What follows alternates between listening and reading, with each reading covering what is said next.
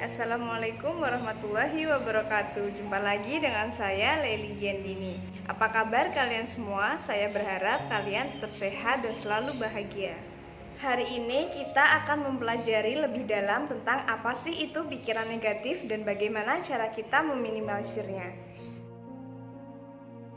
Pernah nggak sih kalian melihat teman yang tiba-tiba saja merasa bad mood? Atau kalian pernah merasa bad mood hanya karena hal-hal yang sepele? Biasanya kalian akan mulai malas melakukan apapun, malas berkumpul dengan teman, malas berbicara, bahkan malas hanya untuk sekedar tersenyum. Atau mungkin kalian pernah menyesali masa lalu atau mencemaskan masa depan, menyalahkan orang lain atas hal buruk yang menimpamu, menyalahkan orang lain atas masalah-masalah yang terjadi padamu, atau bahkan mungkin kamu menyalahkan diri sendiri. Jika hal-hal seperti ini dibiarkan, pikiran-pikiran negatif ini dibiarkan, maka biasanya akan menyebar ke emosimu. Emosi juga ikut menjadi negatif. Biasanya seseorang yang emosinya sudah negatif, dia akan cenderung merasa marah, merasa sedih, merasa benci, bahkan sampai merasa dendam. Orang yang memiliki emosi-emosi negatif ini akan sulit sekali merasakan kebahagiaan. Pikiran negatif adalah pikiran yang berorientasi pada hal-hal yang negatif, pikiran yang jelek-jelek, pikiran yang buruk, pikiran yang enggak-enggak. Biasanya pikiran negatif ini selalu muncul pada pikiran kita tanpa kita duga, bisa muncul kapanpun dan dimanapun. Kadang kita sangat sulit untuk lepas dari pikiran tersebut. Nah, kenapa sih pikiran-pikiran negatif itu sering sekali muncul di pikiran kita, bahkan sering mendominasi pikiran-pikiran kita? Ternyata pikiran negatif itu merupakan alarm alami yang dirasakan manusia sebagai tanda bahaya, sehingga otak kita itu lebih peka pada hal-hal yang negatif dibandingkan dengan hal-hal yang positif. Tadi itu aku baca, ternyata di otak kita itu ada bagian yang namanya amigdala. Nah, amigdala ini ternyata adalah bagian otak yang berperan untuk menangkap hal-hal yang negatif, kemudian memindahkannya dari memori jangka pendek kita menuju memori jangka panjang. Karena itulah hal-hal yang negatif atau pikiran-pikiran negatif atau mungkin pengalaman yang negatif itu mudah sekali kita ingat atau sangat berkesan dibandingkan dengan hal-hal positif yang lainnya. Selain amigdala tadi, ada yang namanya distorsi kognitif. Distorsi kognitif adalah istilah psikologi yang mengacu pada pola pikir dan kepercayaan yang salah dan tidak rasional. Tetapi secara tidak sadar kita terus saja melakukan distorsi kognitif ini untuk merespon ke lingkungan kita. Di antara banyak sekali jenis distorsi kognitif, setidaknya ada 3 jenis yang sering kita lakukan tanpa kita sadari. Yang pertama adalah kita hanya mengenal sesuatu sebagai hitam dan putih.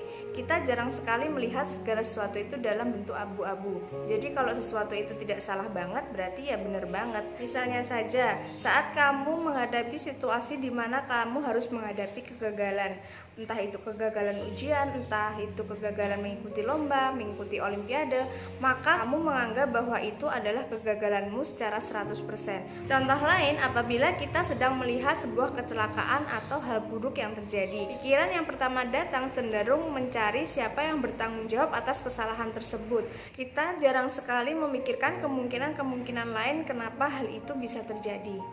Yang kedua adalah saringan mental. Hal ini sering terjadi apabila kamu menerima kritik, kemudian kamu akan memikirkan kritik itu secara seharian penuh.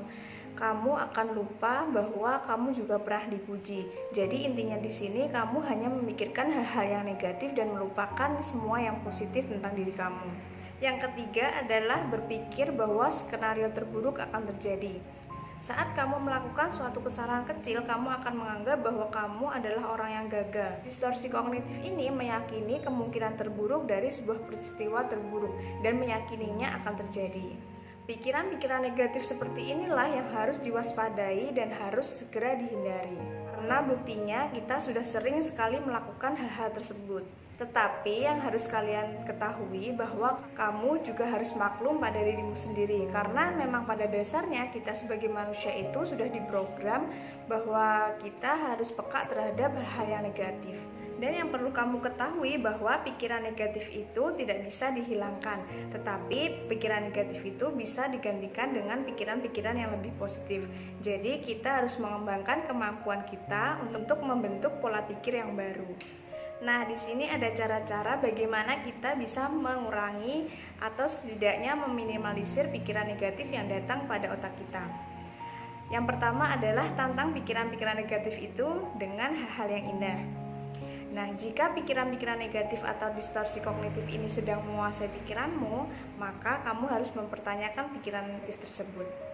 Misalnya saja saat ini kamu sedang mengalami hal-hal yang buruk, kamu sedang mencemaskan sesuatu yang buruk sedang terjadi, atau mungkin kamu sedang marah dan berpikiran yang enggak-enggak. Maka lawanlah pikiran-pikiran negatif itu dengan memikirkan sesuatu yang baik atau sesuatu yang indah. Kamu bisa mulai memikirkan hal-hal atau peristiwa yang bisa membuatmu tertawa atau tersenyum bahagia. Dan cara yang paling ampuh untuk meminimalisir pikiran-pikiran negatif adalah mengucapkan istighfar. Kamu harus percaya bahwa mengucapkan istighfar dengan kesungguhan hati itu mampu mengobati satu titik hitam yang menguasai hatimu. Bisa meleburkan segala hal yang negatif yang terjadi di pikiranmu atau di hatimu. Kalau tidak percaya, silakan mencoba. Dan yang kedua adalah memaafkan. Yang kedua adalah memaafkan. Jika saat ini kamu sedang memikirkan sesuatu yang buruk yang pernah kamu alami atau merasakan rasa sakit yang kamu terima dari orang lain, kamu tidak bisa terlepas dari kejadian buruk itu. Kejadian itu terus berulang-ulang di otak kamu tanpa bisa kamu hentikan sehingga kamu terjebak dalam pikiran tersebut. Maka kamu harus segera memutuskan pikiran-pikiran negatif tersebut, karena jika dibiarkan akan berkembang dan merusak emosimu. Jika memang susah untuk meminimalisir hal-hal tersebut, maka biarkan pikiranmu larut ke dalam pikiran negatif itu dan beri batasan waktu pada dirimu sendiri setidaknya 5 menit sampai 1 jam.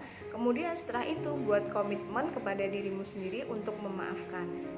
Tidak hanya memaafkan orang lain yang telah menyakitimu, tapi juga memaafkan dirimu sendiri. Karena sejatinya memaafkan itu bukan hanya untuk orang yang sudah menyakitimu, tetapi untuk dirimu sendiri. Memaafkan itu untuk menyehatkan pikiranmu dan hatimu dari hal-hal yang buruk. Jadi kamu bisa lebih mudah merasakan kebahagiaan. Kalian harus memahami bahwa kita itu memang mudah sekali melakukan kesalahan, karena memang tidak ada manusia yang sempurna di dunia ini. Yang ketiga adalah menuliskan jurnal rasa syukur. Karena hal-hal positif itu mudah sekali dilupakan, entah itu hal-hal positif yang kamu lakukan maupun orang lain lakukan, semuanya itu mudah dilupakan hanya karena satu hal negatif. Karena itu kita harus bisa menyeimbangkan pikiran kita dari hal-hal yang negatif. Kamu bisa mulai menulis semua kebaikan yang kamu terima atau kebaikan yang kamu lakukan ke dalam sebuah buku. Jadi saat pikiran-pikiran negatif itu menguasaimu, kamu bisa membaca buku-buku tersebut agar kamu mengingat semua hal-hal yang positif untuk bisa menggantikan hal-hal negatif yang muncul di pikiran kamu. Kamu bisa meluangkan waktu 5 menit sampai 10 menit sebelum tidur untuk menuliskan semua hal yang positif yang kamu ingat atau kejadian-kejadian yang baik yang kamu terima di hari ini. Jadi jika sewaktu-waktu kamu ingin membaca hal yang positif, kamu tinggal membuka dan membacanya. Yang keempat, sugesti dirimu dengan kata-kata positif. Jika sekarang kamu sedang merasa cemas, khawatir, dan takut tentang hal-hal yang terjadi di masa depan, atau sedang mengalami kejadian buruk yang membuat pikiran negatif terus muncul di pikiranmu, maka kamu bisa mengatakan dengan keras pada dirimu sendiri bahwa semua akan baik-baik saja. Ambil nafas dalam-dalam, yakinkan kepada hati dan pikiranmu bahwa semuanya akan baik-baik saja. Terus katakan berulang hingga hal tersebut bisa diterima oleh hati dan pikiranmu. Jika hal itu tidak berhasil, maka minta bantuan kepada orang lain untuk mengatakannya kepadamu. Yakinlah bahwa semua hal yang buruk itu akan berlalu. All is well. Dan yang terakhir, yang kelima adalah fokus pada kelebihanmu. Pikiran-pikiran negatif itu akan selalu mengarahkan kepada kelemahan-kelemahanmu. Maka kamu harus melawannya dengan membalikkan arah atau memfokuskan dirimu kepada kelebihanmu.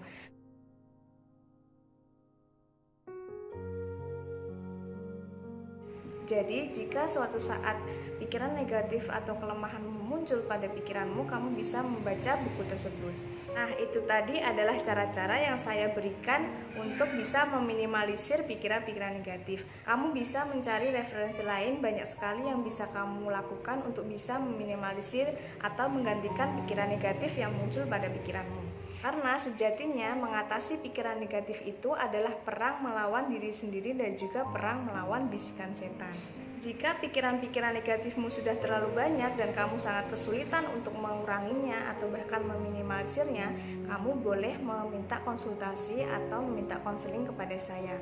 Kita bisa membicarakan masalah-masalahmu agar kamu bisa merasa lebih baik. Setidaknya kamu bisa berusaha untuk menjadi orang yang lebih positif dari sebelumnya. Bukan baik karena untuk dinilai orang lain, tetapi untuk dirimu sendiri agar kamu bisa jauh lebih mudah merasakan kebahagiaan. Sampai di sini dulu video hari ini. Saya berharap setelah melihat video ini kamu bisa menjadi orang-orang yang lebih positif dari sebelumnya.